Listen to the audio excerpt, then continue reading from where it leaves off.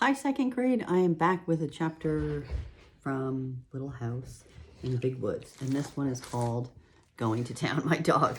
What, you want to hear it, Scouty? My dog's trying to get in on it. Go lie down. You're all excited. That one's called Going to Town. Say hi. Oh, you're yawning. You're yawning. You're tired. Anyway, sorry, my dog's not helping. All right, I'm going to start. Go lie down. Scouty. After the sugar snow had gone, spring came. Birds sang in the hazel bushes along the crooked rail fence. The grass grew green again, and the woods were full of wildflowers. Buttercups and violets, thimble flowers, and tiny star grass flowers were everywhere. As soon as the days were warm, Laura and Mary begged to be allowed to run barefoot. At first, they might only run out around the woodpile and back in their bare feet. Next day, they could run farther. And soon their shoes were oiled and put away, and they ran barefoot all day long.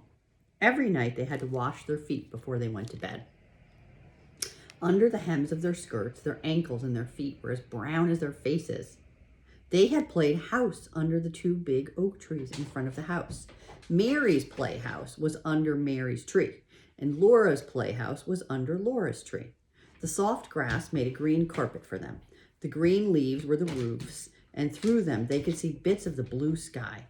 Pa made a swing of tough bark and hung it to a large, low branch of Laura's tree. It was her swing because it was in her tree, but she had to be unselfish and let Mary swing on it whenever she wanted. And there's a picture of the swing and them swinging on it. Looks like fun.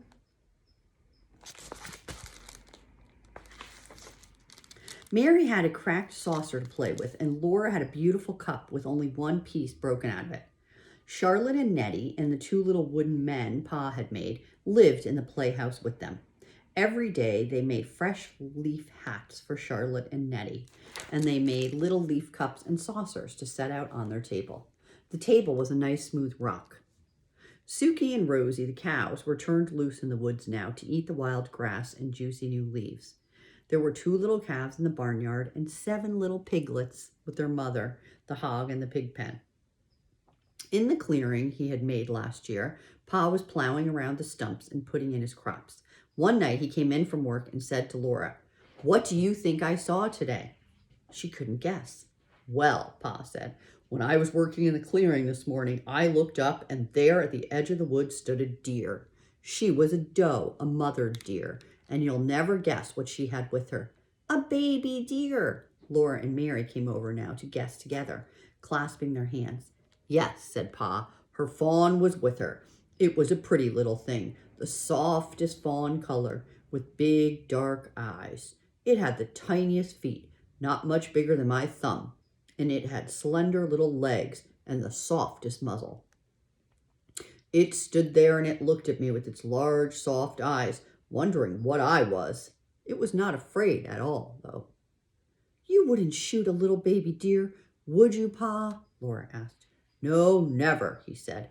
"Nor its ma, nor its pa. No more hunting now until all the little wild animals have grown up. We'll just have to do without fresh meat until the fall." Pa said that as soon as he had the crops in, they would all go to town. Laura and Mary could go too. They were old enough now.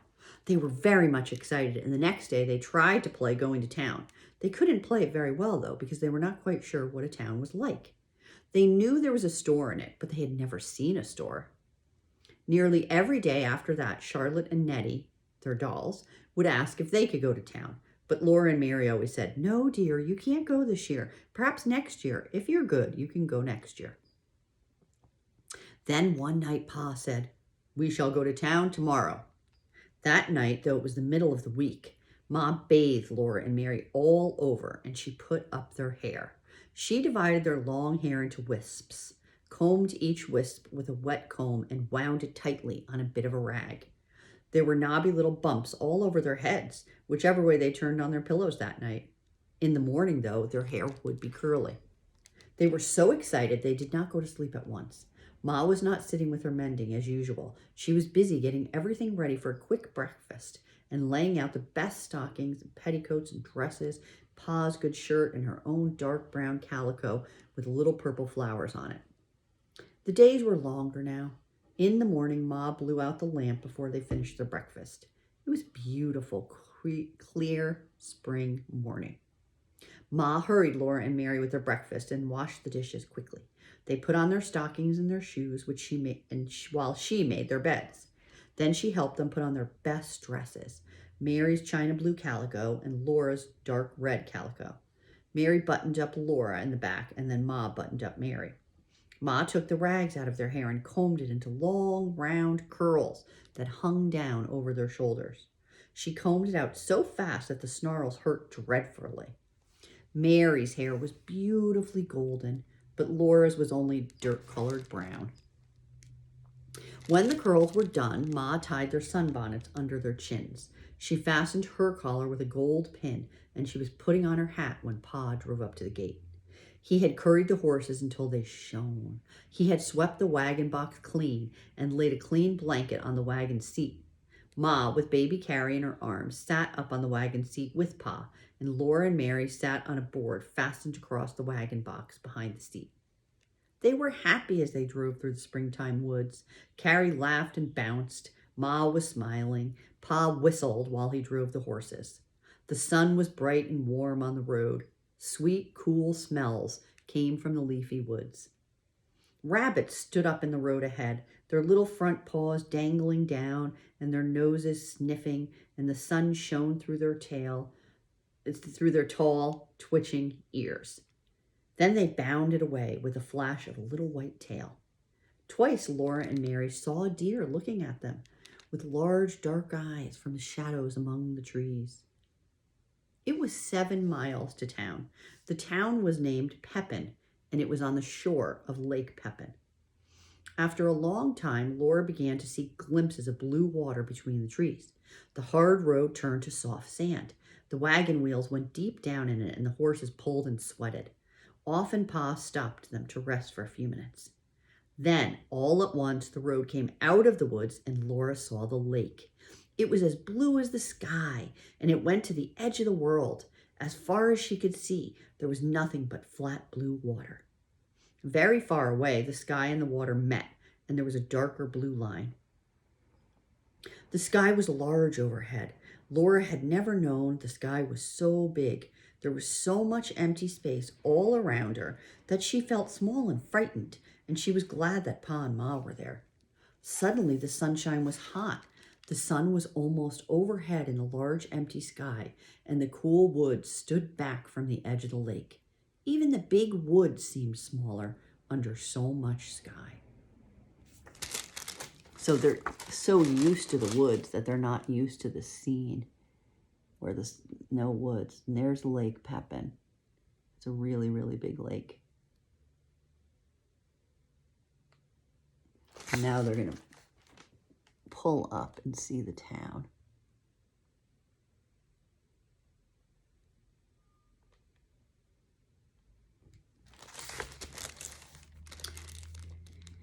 Pa stopped the horses and turned around upon his wagon seat. He pointed ahead with his whip. "There you are, Laura and Mary," he said. "That's the town of Pepin." Laura stood up on the board, and Pa held her safe by the arm so she could see the town. When she saw it, she could hardly breathe. She knew how Yankee Doodle felt when he could not see the town because there were so many houses. Right on the edge of the lake, there was one great big building. That was the store, Pa told her. It was not made of logs. It was made of wide, gray boards running up and down, and the sand spread all around it. Behind the store, there was a clearing, larger than Pa's clearing in the woods at home. Standing among the stumps, there were more houses than Laura could count. They were not made of logs either. They were made of boards like the store. Laura never imagined so many houses that were so close together. Of course, they were much smaller in the store. One of them was made of new boards that had not time to get gray. It was the yellow color of newly cut wood. People were living in all these houses. Smoke rose up from the chimneys. Though it was not Monday, some woman had spread out washing on the bushes and stumps by her house. Several girls and boys were playing in the sunshine in the open space between the store and the houses. They were jumping from one stump to the next stump and shouting. Well, that's Pepin, Pa said. Laura just shook her head and nodded. She looked and looked, but she could not say a word. After a while, she sat down again and the horses went on. So here's the picture that he just described.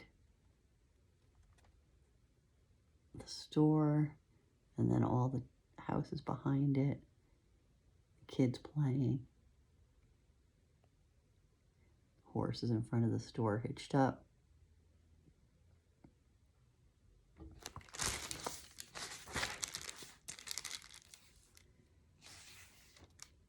They left the wagon on the shore by the lake. Pa unhitched the horses and tied one to each side of the wagon box. Then he took Laura and Mary by the hand, and Ma came beside them, carrying baby Carrie. They walked through the deep sand to the store. The warm sand came in over the tops of Laura's shoes. There was a wide platform in front of the store, and at one end of its steps went up and out onto the sand. Laura's heart was beating so fast that she could hardly climb the steps. She was trembling all over. This was the store to which Pa came to trade his furs. When they went in, the storekeeper knew him. The storekeeper came out from behind the counter and spoke to him and to Ma, and then to Laura and Mary. And then to Laura and Mary, Ma had to show them their manners. Mary said, "How do you do?" But Laura could not say anything. The storekeeper said to Pa and Ma, "That's a pretty little girl you've got there," and he admired Mary's golden curls. But he did not say anything about Laura or about her curls. They were ugly and brown. The store was full of things to look at. All along one side of its shelves were full of colored prints and calicos. There were beautiful prints in blues and reds and browns and purples. And on the floor, on the plank counters, there were kegs of nails and kegs full of round gray shot. There were big wooden pails full of candy. There were sacks of salt and sacks of store sugar. In the middle of the store was a plow made out of shiny wood with glittering bright plowshare, and there was steel axe heads and hammer heads and saws and all kinds of knives, hunting knives and skinning knives and butcher knives and jackknives. There were big boots and little boots and big shoes and little shoes. Laura could have looked for weeks and not have seen all the things that were in that store. She had not known there were so many things in the world. Pa and Ma traded for a long time. The storekeeper took down bolts and bolts of beautiful calicos and spread them out for Ma to finger and look at and price. Laura and Mary looked and looked, but they must not touch. Every new color and pattern was prettier than the last, and there were so many. Laura did not know how Ma could ever choose. Okay, so here's what the store looks like.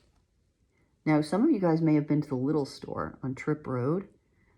And this is what it looks like. It's similar to that little store on Tripp Road, which is preserved to be a general store, which is what they used to have in the olden days.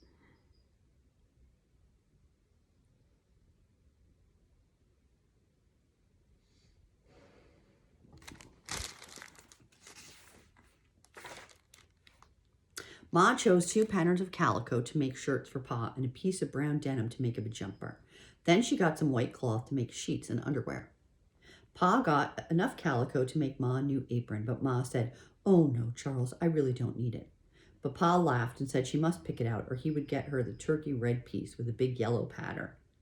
So Ma smiled and flushed pink, and she picked out a pattern of rosebuds and leaves on a soft colored background. Pa got himself a pair of galoshes. Those are big rain boots. And some tobacco to smoke in his pipe. And Ma got a pound of tea and a little paper package of store sugar to have in their house for when company came. It was pale brown sugar, not dark brown like the maple sugar Ma used for every day. When all the trading was done, the storekeeper gave Laura and Mary each a piece of candy. They were so astonished and so pleased that they just stood looking at their candies. Then Mary remembered and said thank you. Laura could not speak. Everybody was waiting, and she could not make a sound. Ma had to ask her, "What do you say, Laura?" Then Laura opened her mouth and gulped and whispered, "Thank you." Scout, no barking. After that, they went to the store. Both pieces of candy were white and flat and thin and heart-shaped. There was printing on them in red letters. Ma read it for them. Mary said, "Roses are red, violets are blue, sugar is sweet, and so are you." Laura's only said, "Sweets to the sweet." The pieces of candy were exactly the same size. Laura's printing was larger than Mary's. They all went back through the sand to the wagon on the lake shore. Pa fed the horses on the bottom of the wagon some oats he had brought for their dinner. Ma opened the picnic box. They sat down on the warm sand near the wagon and they ate bread and butter and cheese and hard-boiled eggs and cookies. The waves of Lake Pepin curled up on the shore at their feet and slid back with the smallest hissing sound. After dinner, Pa went back to the store to talk a while with the other men. Ma sat holding Carrie until she went to sleep. But Laura and Mary ran along the lakeshore, picking up pretty pebbles that had been rolled back and forth by the waves until they were polished smooth. There were no pebbles like that in the big woods. When she found a pretty one, Laura put it in her pocket, and there were so many, each prettier than the last, that she filled her pocket full. Then Pa called, and they ran back to the wagon, for the horses were hitched up and it was time to go home. Laura was so happy when she ran through the sand with all those beautiful pebbles in her pocket. But when Pa picked her up and tossed her into the wagon, a dreadful thing happened. The heavy pebbles tore her pocket right out of her dress. The pocket fell and the pebbles rolled all over the bottom of the wagon box. Laura cried because she had torn her best dress. Poor Laura. You can see the pebbles ripped her pocket, because the pocket was just sewn into the dress, but it ripped it right out, and then all the pebbles dropped. And there's Pa looking over.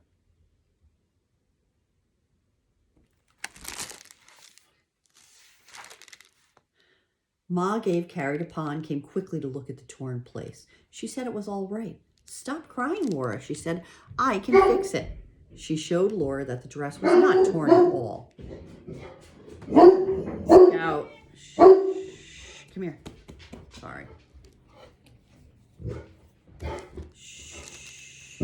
"Stop crying, Laura," she said. "I can fix it." She showed Laura that the dress was not torn at all, nor was the pocket. The pocket was just a little bag that was sewn into the seam of the dress and hanging underneath it. Only the seam had ripped. Ma could sew the pocket in again, she said, as good as new. "Pick up the pretty pebbles, Laura, and next time, don't be so greedy." So Laura gathered up the pebbles and put them in her pocket and carried the pocket in her lap. She didn't mind very much when Pa laughed at her for being such a greedy little girl that she took more than she could carry away. Nothing like that ever happened to Mary. Mary was a good little girl who always kept her dress clean and neat and minded her manners. Mary had lovely golden curls, and her candy heart had a poem on it.